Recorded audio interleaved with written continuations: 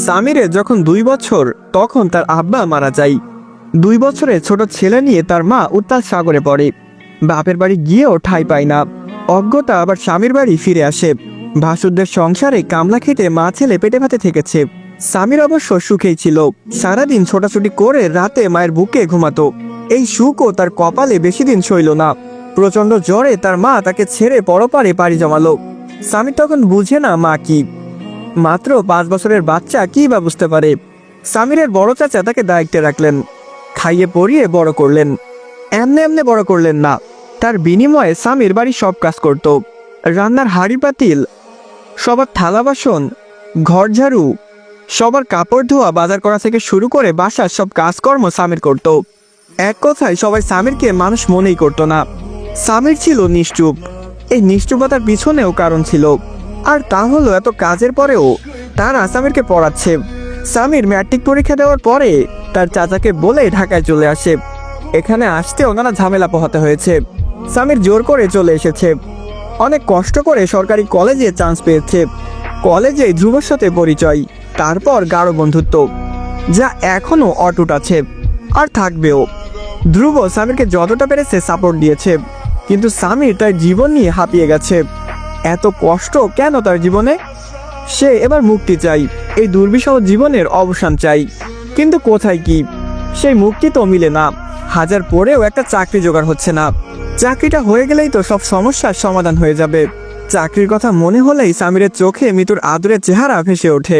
সামির বালিশে চোখ বন্ধ করেই হাসে। হাসির চোটে চোখের কোণ বেয়ে জল গড়িয়ে পড়ে। তার রুমমেট আব্দুল্লাহ বলল, এমন হাসিস কেন? সামির কিছু না বলে হাতের উল্টো পিঠ দিয়ে চোখের পানি মুছে নাই। আব্দুল্লাহ বলল, কেমনে হাসছে? চোখের পানিও চলে এসেছে। এত সুখের খবর যে হাসতে হাসতে চোখে পানি চলে এসেছে? কি খবর বল? সামির আব্দুল্লাহর দিকে তাকিয়ে ভাবে, এটা কিসের পানি তোকে বুঝাবো কি করে? এই পানি যে এক ব্যর্থ মানুষের, যে কিনা কিছুই পারে না। এক মায়াবী মেয়ের অন্তর জুড়িয়ে দেওয়ার ক্ষমতা যার নেই, সেই মেয়ের ডাকে সাড়া দেওয়ার সাহস নেই।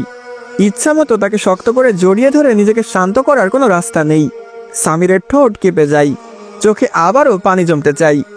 কিন্তু আব্দুল্লাহ যে এখনো তার দিকে তাকিয়ে আছে। তার সামনে এমন ছেলে মানুষই করা যাবে না। মাথা নেড়ে বলল, কিছু না, বাদ দে তো। আব্দুল্লাহ তাড়া ছিল, তাই সে উঠে রুম থেকে বেরিয়ে যায়। সামির মাথার উপরে সিলিংয়ের দিকে চোখ রাখে। তখনই পিঠের নিচে ফোনটা ভাইব্রেট করে ওঠে। ফোন সহ সামিরের পিঠ কেঁপে ওঠে। সামির চমকায় না, সে জানে ফোনটা মিতুর। না দেখে সে বুঝে, কিভাবে বুঝে সেটা তার জানা নেই। সে চোখ জোড়া বন্ধ করে নাই। পিঠের থেকেও দ্রুত গতিতে তার অন্তর কাঁপছে। ইচ্ছা করছে ছুটে গিয়ে তার মনোবাসনা পূরণ করতে, কিন্তু তার যে হাত পা বাঁধা। এতিম ছেলেদের কেউই মেয়ে দিতে চায় না। আর পাত্র যদি হয় চালচুলোহীন বেকার, তাহলে তো দরজা থেকেই তাড়িয়ে দিবে। সামির এসব ভাবতে ভাবতে আবার ফোনটা কেঁপে ওঠে। কেঁপে কেঁপে জানান দেয় হার না মানা এক কিশোরীর মনের সুপ্ত ইচ্ছা। সামির ফোনটা কানে ধরে। মিতু কোনো কথা বলে না। সামিরও চুপচাপ। মিতু সামিরের থেকে বোধহয় কিছুটা কথা আশা করেছিল, কিন্তু সামিরের নিশ্চুপতা দেখে তার মনে হচ্ছে সামির কথা বলবে না। মিতুই বলল, কি করেন? সামির কাটকাট গলায় বলল, রাতের বেলা মানুষ কি করে? এমনতর কথায় মিতু থতমত খেয়ে যায়। খাবার খেয়েছেন? সামির বলে, না। মিতু বলে, কেন? সামির বলে, ডায়েট করছি। এবার মিতু বলে, আপনি তো পারফেক্ট আছেন। সামির বলে, আর কিছু বলবে? না বললে রাখি, ঘুম পাচ্ছে।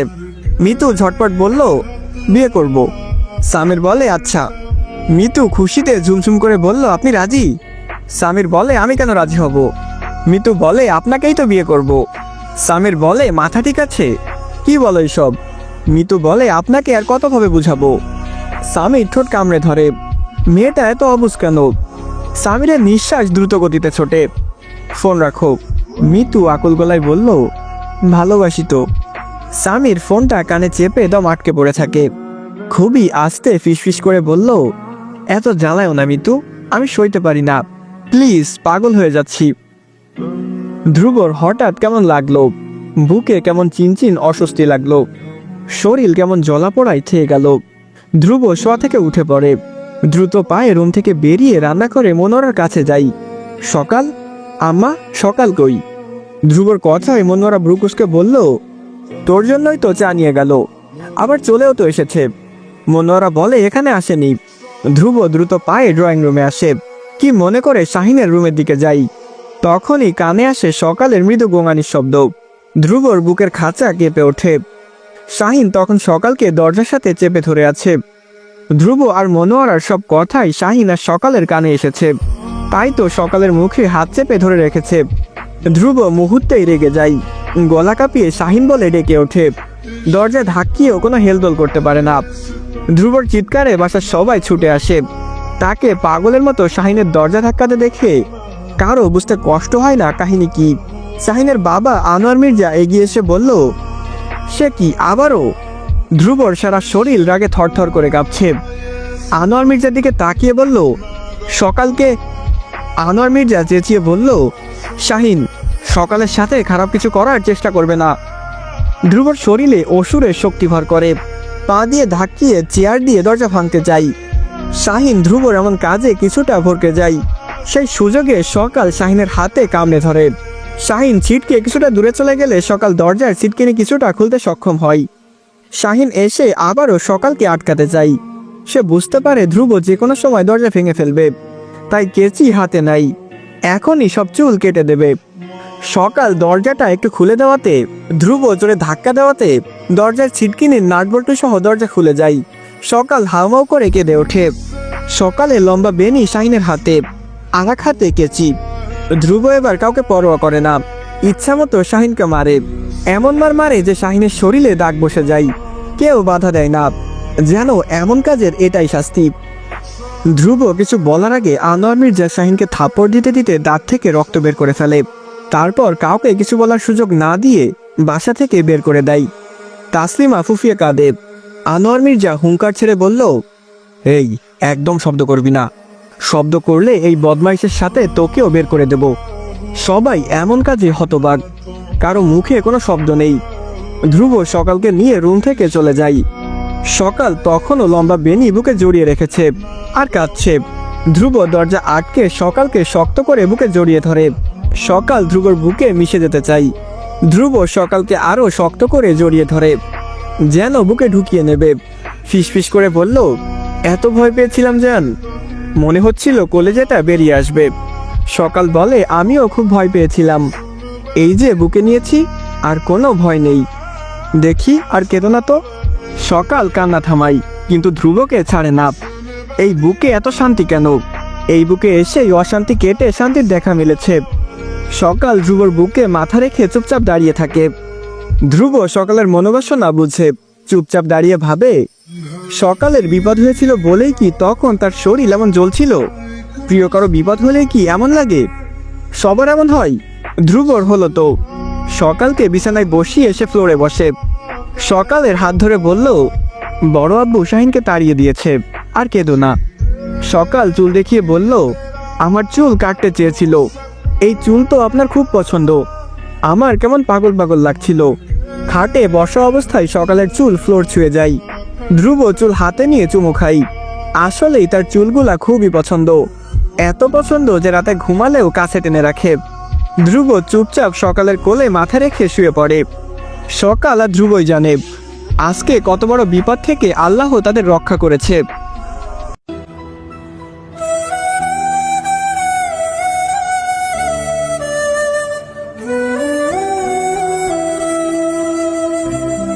পরপর এমন বিশ্রী ঘটনার সম্মুখীন হওয়ার কারণে সকাল একদম নিশ্চুপ হয়ে গেল। পরের কয়েকটা দিন কারোর সাথেই তেমন কথা বলল না, সারাক্ষণ চুপচাপ থেকেছে। ধ্রুব স্বাভাবিকভাবে কথা বলতে চাইলেও সকাল তার কথাই সাড়া দিল না। ধ্রুব আর জোর করেনি, থাকুক কিছুটা নিজের মতো, কিন্তু তার মনের ভেতরে অস্থিরতা সুইয়ের মতো খুঁচিয়ে যাচ্ছিল। সে বাসায় থেকেও শাহিনের বিষাক্ত ছোবল থেকে রক্ষা করতে পারেনি। সকালের এই নিশ্চুপতা, প্রাণহীন আচরণ ধ্রুবকে শান্তি দেয় না। সকালের এই বিষণ্ণতা দেখে ধ্রুবর মনের কিনারা ঘেঁষে মন খারাপ তেড়ে আসে, কিন্তু সে যথাসম্ভব চাইছে সবার সামনে নিজের মন খারাপ না দেখাতে। যে বুঝার সে যদি না বুঝে অন্য কেউ বুঝে কি লাভ। সকালের মা শাহানা এমন পরিস্থিতির সম্মুখীন হয়ে হতবাক হয়ে যায়। আর একটু দেরি হলে কি হতো এটা ভেবেই ওনার অন্তরাত্মা কেঁপে ওঠে। পরিস্থিতি বিবেচনা করে মেয়েকে সাথে নিয়ে যেতে চাইলে ধ্রুব না করে। ওনার ধারণা গ্রামে গেলে সকালের মন ভালো হবে, কিন্তু ধ্রুবর মন বলে ধ্রুবর সান্নিধ্যে থাকলে খুব তাড়াতাড়ি সকাল স্বাভাবিক হবে। তাই সে সকালকে নিজের কাছেই রাখতে চাই। মনোয়ারাও ধ্রুবর কথায় সায় দেয়। উনার দৃঢ় বিশ্বাস ধ্রুব সকালের মন ভালো করতে পারবে। অজ্ঞতা কোনো উপায় না পেয়ে শাহানা স্বামীকে নিয়ে গ্রামের উদ্দেশ্যে চলে যায়। মেয়ের যেহেতু বিয়ে হয়ে গেছে, সুতরাং মেয়ে জামাইয়ের কথাও তো রাখতে হবে। বিকালে মিতু সকালের কাছে আসে। সকাল বিছানায় কাঁথামুড়ি দিয়ে শুয়ে আছে, কিন্তু চোখ খোলা। মিতু কাছে গিয়ে বসে আলতো করে হাসে। মিতুকে দেখে সকাল উঠে বসে। মিতু বলল, অবেলায় শুয়ে আছো যে, শরীর খারাপ নাকি? সকাল মাথা নেড়ে বলল, না আপু, এমনি ভালো লাগছিল না। মিতু সকালের দিকে পূর্ণ দৃষ্টিতে তাকাই। সকালের মুখটা শুকিয়ে আছে। কথায় আছে না, মানুষের মন খারাপ থাকলে সবার আগে মুখেই তার ছাপ পড়ে। মিতু সকালের হাত ধরে বলল, যা হয়েছে ভুলে যাও না, মনে করো এটা একটা দুর্ঘটনা। সকালের মন কেঁপে ওঠে। মিতুকে বলে, ভুলতে পারছি না আপু, সারাক্ষণ মনে এসব ঘুরছে। মিতু বলে, এসব বাজে লোকের স্মৃতি মনে করে বর্তমান নষ্ট করার কোনো মানে হয় না। সকাল কিছুই বুঝলো না। মিতুর দিকে তাকিয়ে বলল, মানে? তোমার এমন নিষ্ঠুরতা দেখে ভাইয়া যে চুপচাপ হয়ে গেছে, তা কি তোমার চোখে পড়ছে না? আর কেউ না জানুক বা না বুঝুক, তুমি তো বুঝো যে ভাইয়া কতটা চঞ্চল। সকাল নিজেও এটা লক্ষ্য করেছে। তার সাথে অনেকবার স্বাভাবিকভাবে কথা বলার চেষ্টা করেছে, কিন্তু তার কথা বলতে ইচ্ছা করেনি, তাই কথা বলেনি। ধ্রুব আর জোর করেনি। তারপর থেকে চঞ্চল ধ্রুব নিশ্চুপ হয়ে গেছে। সারা মুখে হাসি ল্যাপটানোর নিচে বিষাদের ছায়া স্পষ্ট। সকাল দেখেছে, স্বাভাবিক হওয়ার চেষ্টা করেছে, কিন্তু স্বাভাবিক হয়ে ওঠা হয়নি। সারাক্ষণ শাহিনের করা কাজের কথা মনে পড়ে। মিতুর কথায় যেন কল্পনা থেকে বাস্তবে ফিরে আসে। মুখে আলতো হাসি ফুটিয়ে বলল, জানি। মিতু উঠে দাঁড়িয়ে বলল, আমি চাই তোমরা দুজন ভালো থাকো। মিতুর কথায় সকাল মুচকি হাসে। সকাল বলে, কিন্তু এর জন্য কি করতে পারি? মিতু চলে যেতে যেতে বলল, তোমার মন যা চাই দেয় তাই করো, কিন্তু খেয়াল রেখো ভাইয়ার সাথে সম্পর্ক ঠিক করা চাই। মিতু চলে গেলে সকাল আশেপাশে চোখ বুলাই। ধ্রুব এখন অফিসে। সকালে গোসল করে তোয়ালেটা চেয়ারে মেলে দিয়ে গেছে, যেটা এখনো আগের মতোই আছে। সকাল তোয়ালেটার দিকে তাকিয়ে ধ্রুবর দুষ্টুমি মাখা চেহারাটা মনে করে। এই কয়দিন এই দুষ্টুর চেহারাটা আর দেখা হয়নি। সকাল চুপ থেকেছে বিধায় ধ্রুব রুমে টু শব্দ করেনি। সকালের মন খারাপ হয়, তার কারণে ধ্রুব কষ্ট পাচ্ছে। বেডসাইড টেবিল থেকে ফোনটা হাতে নিয়ে সকাল এই প্রথম ধ্রুবকে ফোন দেয়। দুরু দুরু বুকে ফোন রিসিভ হওয়ার অপেক্ষা করে। কিছুক্ষণ পরেই অফিস টাইম শেষ। ধ্রুব দ্রুতগতিতে হাতের কাজ শেষ করতে চাইছে। কাজের ব্যাঘাত ঘটিয়ে তখনই তীব্র কম্পন অনুভব করে টেবিলের ড্রয়ারে। বিরক্তিতে ধ্রুবর ভুরুজোড়া কুঁচকে যায়। মুখে বিরক্তির আভাস ফুটে ওঠে। ব্যস্ত হাতে ড্রয়ার থেকে ফোনটা বের করে দেখে মিষ্টি পাখির নামটা জ্বলজ্বল করছে। মুহূর্তের মাঝে তার সকল ক্লান্তি বিরক্তি উধাও হয়ে যায়। মুখে ফুটে ওঠে মুচকি হাসি। সকাল, তার পিচ্চি আদুরে বউ, তাকে ফোন দিয়েছে। ধ্রুব স্বাভাবিকভাবে ফোনটা রিসিভ করে। তারপর খুব সাবলীল গলায় বলল, হ্যাঁ সকাল বলো। ধ্রুবর কথা শুনে সকালের মন দুলে ওঠে। মুখে লজ্জার আভা দেখা দেয়। ধ্রুব এত স্বাভাবিকভাবে কথা বলছে যেন সকাল ৮-১০টা বউয়ের মতো রোজ অফিসে বরের খোঁজ নিতে ফোন করে।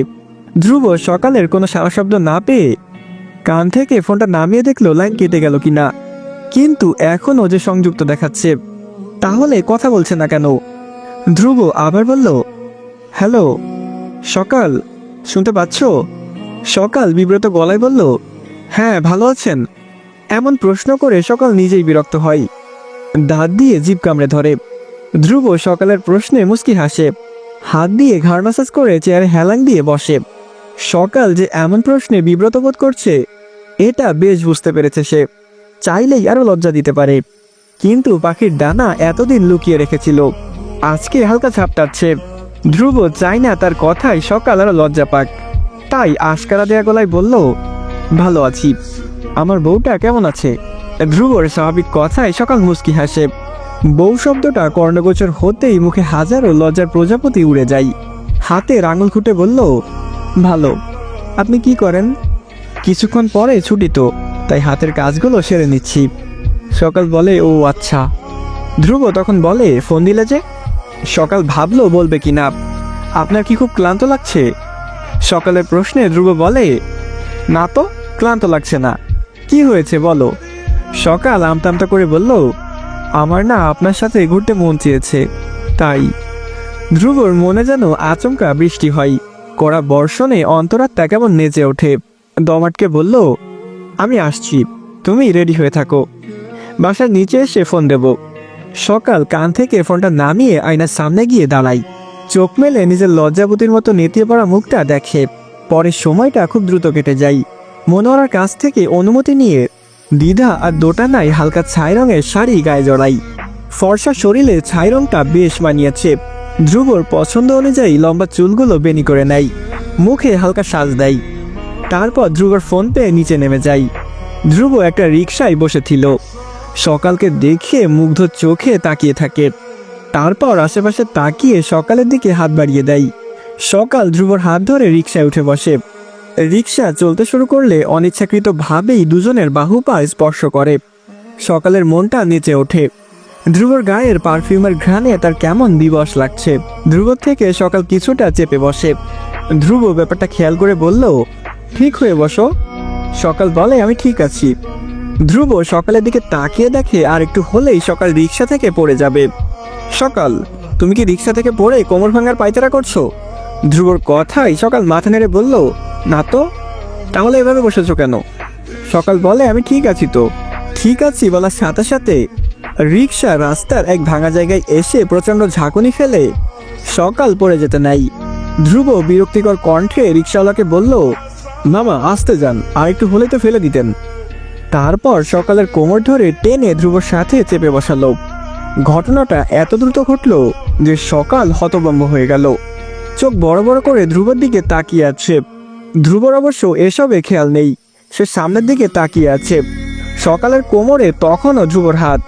সকাল নতজানু হয়ে যায়, বুকে অসামান্য কাঁপন অনুভব করে। সকাল ফিসফিস করে বলল, হাতটা সরান প্লিজ। ধ্রুব বলে, কেন? সকাল বলে, নিঃশ্বাস নিতে পারছি না। ধ্রুব মুচকি হাসে। সামান্য কোমর ধরাতে এই অবস্থা, এই বাচ্চার সাথে ইন্টিমেট কিভাবে হবে? ধ্রুব হাত সরিয়ে সামনে তাকাই। সকালের হঠাৎ খুব মন খারাপ হয়। সে ধ্রুবর জন্য সাজলো, কই ধ্রুব তো একবারও তার প্রশংসা করলো না। কিন্তু সকালের মন যে ধ্রুবর প্রশংসা শুনতে চাইছে, তার ভাব বেশিক্ষণ চেপে রাখতে পারল না। আস্তে করে বলল, বললেন না তো। ধ্রুব মাথা ঘুরিয়ে সকালের দিকে তাকাই। সকাল তার কাছে হওয়াতে দুজনের মুখ খুব কাছাকাছি।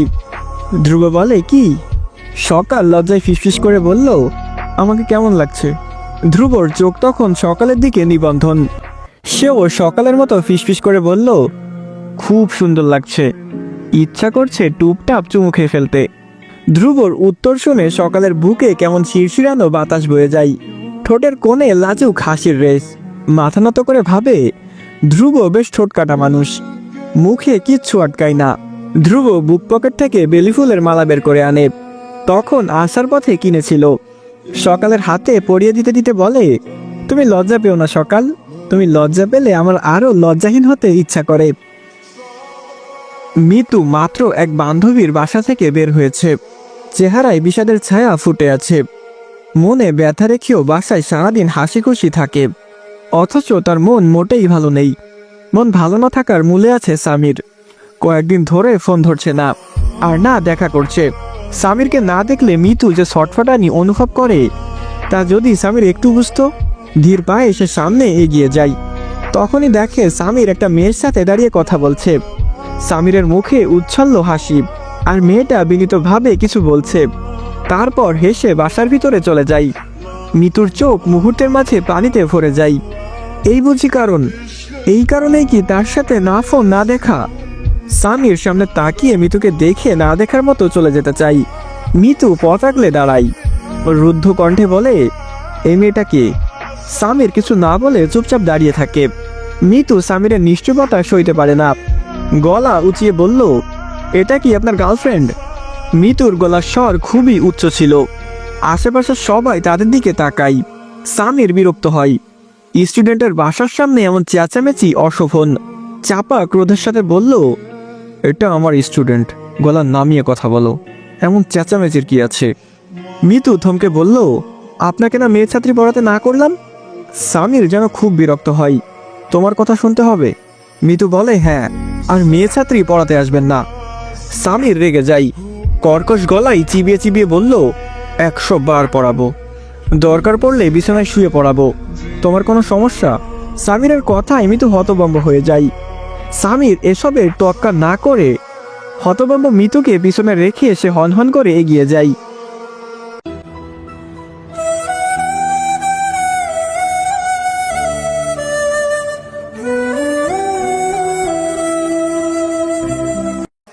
ধ্রুবর এমন লাগাম ছাড়া কথায় সকাল আর নুইয়ে পড়ে। কই ভেবেছিল সন্ধ্যায় ঢাকা কেমন লাগে সে পরিবেশটা উপভোগ করবে, তা না করে ধ্রুবর দেওয়া লজ্জায় চোখ খুলে তাকানোই দায় হয়ে দাঁড়িয়েছে। ধ্রুব সকালে লজ্জা মাখা মুখের দিকে তাকিয়ে হাসে। বাচ্চা বউটা কাছে থাকলে এত সুখ সুখ লাগে কেন? অফিস থেকে ফেরার পথে শরীর থাকে ক্লান্ত, তখন মোটেই কথা বলতে ইচ্ছা করে না, চারিপাশে সবকিছু বিরক্ত লাগে। কিন্তু আজকে ধ্রুবর কাছে কিছুই বিরক্ত লাগছে না। আজকের সন্ধ্যাটা যেন কোনো রঙের আদলে সাজানো, যা দেখলে বিরক্তি না এসে মুগ্ধতা আসে। শরীর মন কোনো কিছুই আজ ক্লান্ত না, বরং মাত্রা অতিরিক্ত ফুরফুরে। আচমকা সবকিছু বদলে যাওয়ার মূলেই আছে সকাল। সকাল আছে বলেই তো সব এত সুন্দর। আচ্ছা, প্রিয় মানুষ কাছে থাকলে সবারই কি এমন মনে হয়? ধ্রুব শক্ত করে সকালের নরম হাতটা ধরে রাখে। তার বলিষ্ঠ আঙুলের ভাতে সকালের চিকন আঙুলগুলোর অবস্থান দেখে মিঠি মিঠি হাসে। দুষ্টু ধ্রুব মনে মনে ছক্কসে চলে যায় অনেক দূরে। তারপর নিজের কল্পনায় নিজেই হোঁচট খাই। চোখ খুলে সকালের দিকে তাকাই। এই বাচ্চার সাথে উল্টোপাল্টা কিছু অসম্ভব। দেখা যাবে ধ্রুব কোনো পদক্ষেপ নিলে সকাল মিতুর রুমে গিয়ে বসে থাকবে, কিংবা রান্নাঘরে শাশুড়ির পাশে বসে থাকবে। এর চেয়ে আগে বন্ধুত্ব হোক, পাখি উড়তে শিখুক, বাসার খুঁজে ডানা চাপতে নিজের অস্থিরতা প্রকাশ করুক। তখন না হয় সে বাসার খোঁজ দিবে, পরম যত্নে নিজেই একাকিত্ব ঘুচাবে। ধ্রুব নিজের ভাবনায় নিজেই হাসে। সকাল ধ্রুবর মুখে হাসি দেখে নিজেও হাসে। রেস্টুরেন্টের সামনে গিয়ে রিক্সা থামে। ধ্রুব সকালকে নিয়ে ভিতরে প্রবেশ করে। পরিপাটি সাজানো রেস্টুরেন্ট দেখে সকাল মুগ্ধ হয়ে চারপাশে তাকাই। কর্নারের একটা টেবিলে সকাল আর ধ্রুব বসে। ধ্রুব সকালকে বলল, কি খাবে? সকাল আমটামটা করে ধ্রুবর দিকে তাকাই। ধ্রুব সকালের দিকে তাকিয়ে বলল, আমি অর্ডার দেই। সকাল যেন হাঁপ ছেড়ে বাঁচে। ধ্রুব নিজের ইচ্ছা মতো অর্ডার দেয়। খাবার আসার আগে ধ্রুব সকালকে প্রশ্ন করে, আমাকে তোমার কেমন লাগে সকাল? হঠাৎ এমন প্রশ্নে সকাল থমকে যাই। চঞ্চল চোখে ধ্রুবর দিকে তাকাই। ধ্রুব ভ্রু নাচিয়ে তাকাই। সকাল আস্তে করে বলল, ভালো। ধ্রুব বলে, কতটুকু ভালো? সকাল দুষ্টু হেসে বলল, ঘুরতে আসার মতো ভালো। সকালের কথা শুনে ধ্রুব হাসে, হাত দিয়ে ঘাড় মাসাজ করে বলল, প্রেম করার মতো ভালো। ধ্রুবর দুষ্টু কথায় সকাল হাওয়ায় ভেসে যাই। দেহ মন অজানা শিহরণে দুলে ওঠে। মিষ্টি হেসে বলল, তা তো ভেবে দেখিনি। ধ্রুব বলে, একবার ভেবে দেখো না, এই অবুঝ বালকটা একটু প্রেমের রঙে রঙুক, তোমার প্রেমে পড়ে নাবালক থেকে সাবালক হোক। চান্স দাও না বউ। সকাল অবাক হয়ে ধ্রুবর দিকে তাকাই। আশ্চর্যের সুরে বলল, আপনি অবুঝ নাবালক? ধ্রুব ঠোঁট কামড়ে হাসে, তা নয় তো কি, সাবালক হলে তো বউ আদর করত, আমার বউ তো আদর করে না। সকাল কিছু বলার আগে ওয়েটার খাবার নিয়ে আসে। সকাল লজ্জায় চুপ করে অন্যদিকে তাকিয়ে থাকে। ইস, ধ্রুব এত দুষ্টু, এত বেশরম। ধ্রুব সকালের ফর্সা মুখের দিকে তাকিয়ে লজ্জায় লাল আভাযুক্ত গাল দেখে আর কিছু বলে না। ধ্রুব আর সকাল খাবার খাওয়া শুরু করে। খেতে খেতে সকাল কয়েকবার ধ্রুবর দিকে তাকাই। ধ্রুব সেদিকে তাকিয়ে বলল, একবার চান্স দিয়ে দেখো, তোমার পাগল প্রেমিক হব, কথা দিচ্ছি। সামির বিগত কয়েক মাস যাবৎ নাদিয়াকে পড়াচ্ছে। সামির খেয়াল করেছে নাদিয়ার হাব ভাব ভালো না। পড়াতে যাওয়ার পরে সারাটা সময় তার দিকে তাকিয়ে থাকে। আজকাল সেজেগুজে সামিরের সামনে আসে। সামির ভুল করে যদি নাদিয়ার দিকে তাকাই তাহলেই হলো। নাদিয়া মুস্কি হেসে অন্য প্রসঙ্গে কথা বলার চেষ্টা করে। এই কারণেই সামির মেয়ে ছাত্রী পড়াতে চায় না, কিন্তু টাকার অভাবে না পড়িয়েও পারে না। আজকে নাদিয়া বেশ ছটফট করছে, কিছু বলার জন্য প্রাণপণ চেষ্টা চালাচ্ছে, কিন্তু সামির পাত্তা দিচ্ছে না বলে বলা হচ্ছে না। তারপরও নাদিয়া আস্তে করে ডাকে, স্যার। সামির নাদিয়ার পদার্থবিজ্ঞান বইটা ঘাটতে ঘাটতে বলল, বলো। নাদিয়া বলে, আমাকে কেমন লাগছে? সামির নাদিয়ার দিকে তাকাই। নাদিয়া শাড়ি পরেছে আর সেজেছেও, এটা অনেকক্ষণ আগেই খেয়াল করেছে। সামির স্বাভাবিকভাবে বলল, সবসময় যেমন লাগে। নাদিয়া সামিরের ভুলটা ধরিয়ে দেওয়ার প্রাণপণ চেষ্টা চালাচ্ছে। সেটা না, আমি শাড়ি পরেছি এটা। সামির পকেট থেকে মোবাইলটা বের করে টাইম দেখে, আর মাত্র 15 মিনিট। তারপর নাদিয়ার সামনে বইটা রেখে বলল, এই সূত্রগুলো পড়ো। সামিরের এমন প্রশ্নে নাদিয়া মন ক্ষুণ্ণ হয়। সে সামিরের থেকে প্রশংসা আশা করেছিল। তার মতো রূপবতী তরুণীর সাজগোজ এভাবে অগ্রাহ্য করার সাহস কি করে হলো? অন্য কেউ হলে তার দিকে মুগ্ধ চোখে ড্যাব ড্যাব করে তাকিয়ে থাকতো, কিন্তু সামির তো ফিরেও তাকাচ্ছে না। নাদিয়ার নিজেকে বড় তুচ্ছ মনে হলো। সামির কি বুঝে না? নাদিয়া সামিরের দৃষ্টি আকর্ষণ করতে চাই। আপনাকে কিছু বলতে চাই। সামির নাদিয়ার চোখে চোখ রাখে।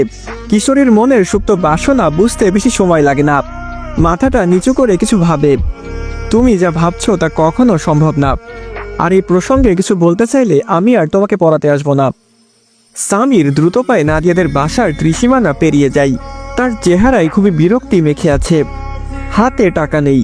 নাদিয়াকে পড়িয়ে বেশ ভালো একটা অঙ্ক হাতে আসে।